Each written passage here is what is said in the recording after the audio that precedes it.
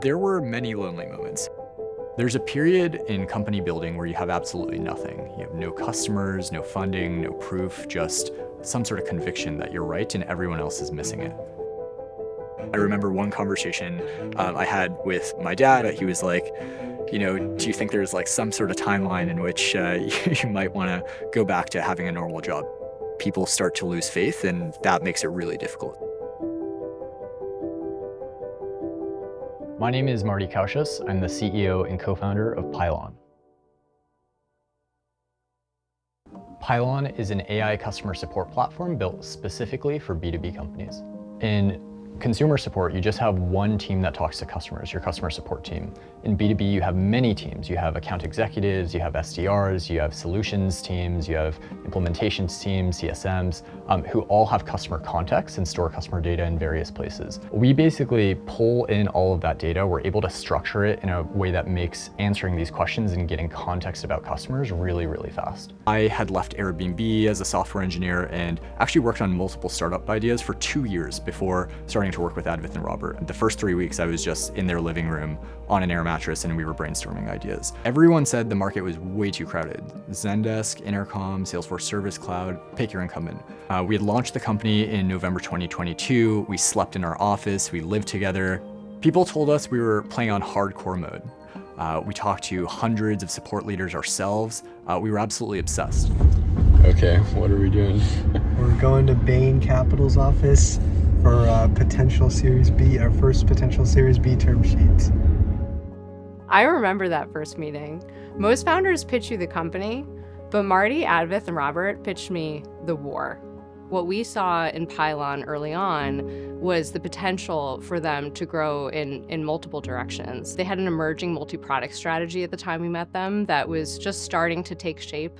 Describe how you started with the V1 of Pylon and evolved it into the multi-product platform that it is today. We started to realize actually the reason B2B is so different is because there are all these other stakeholders that are involved with talking to customers that have customer contacts. You have account executives, you have solutions engineers, professional services, account managers. If you built a B2B specific platform, you would need to both grab all that context and then also possibly start to develop these additional add-on products. There were two key insights that you guys unlocked at Pylon. One was this idea that B2B support is multifunctional in nature, or at least when it's done well, it's multifunctional. And the second is that B2B support was becoming more conversational. The communication that actually happens in these channels is not just customer support. You can see customer marketing in there, you can see customer success, you can see account management and support kind of all working together in just like one channel of communication.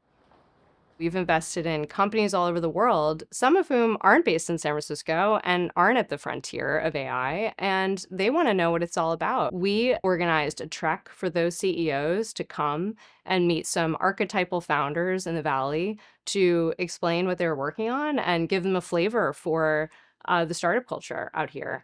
And Marty was sort of the consummate example of the type of founder we wanted them to meet. I think there were probably around 30 to 50 that came in, and Advith, Robert, and I gave a presentation on the story of Pylon and how we operate as an AI native company, not just with our product, but internally as well. That visit produced a lot of pipeline for us. This was effectively CEOs of a bunch of portfolio companies that are all B2B. And we're all potential companies that we could sell to. Marty, you've had a provocative line since you started Pylon, which is you're building the Zendesk killer.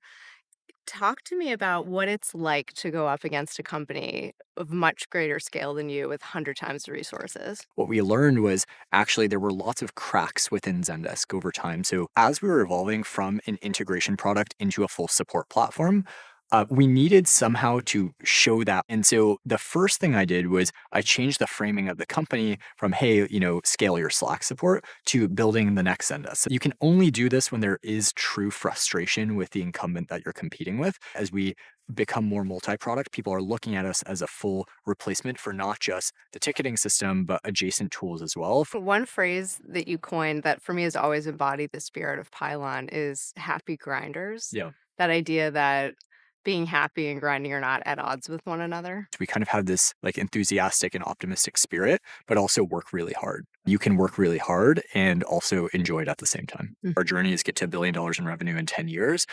And You also have to do it quickly because the only advantage you really have as a startup is speed. We've built a very unique engineering and product culture where we can ship much faster than anyone else, which in itself is a moat for us. What excites me about Pylon is that they're never satisfied. They're always hungry.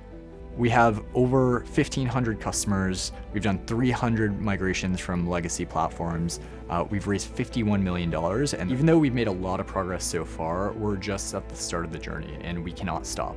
We tell the team that the thing that's most likely to kill the company is us not grinding as hard as we are right now. So we're still in the arena absolutely every day. Marty, thank you so much for being here. I've so enjoyed this conversation. We're very grateful for it. We've been so happy to work with you over this time. We've loved working with you.